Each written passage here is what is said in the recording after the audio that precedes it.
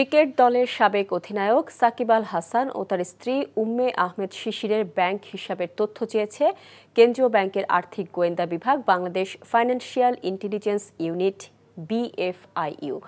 BFIU এর নির্দেশনায় বলা হয়েছে ৫ কার্যদিবসের মধ্যে ব্যাংক এবং ব্যাংক বহির্ভূত আর্থিক প্রতিষ্ঠানগুলোকে তাদের নাম, কোম্পানি বা সংগঠনের নামে থাকা সব ধরনের হিসাবের তথ্য সংস্থাটির কাছে পাঠাতে হবে। আর এর আগে প্যারামাউন্ট ইন্স্যুরেন্স শেয়ার লেনদেনে কারসাজি করে পুঁজিবাজার নিয়ন্ত্রক সংস্থা বিএসইসি ৫০ লাখ টাকা জরিমানা করে। শেখ হাসিনা সরকারের পতনের পর আদাবর থানায় একটি হত্যা মামলায় তাকে আসামি করা হয়।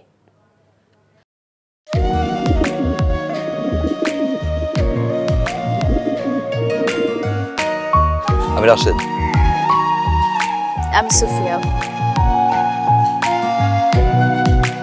আপনার পোষা কবুতর, আপনার মায়া এখনো ছাড়তে পারেনি, এই জন্য উড়ে চলে আসছে।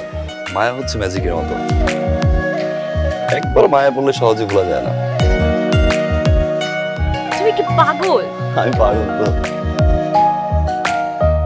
সুফিয়া।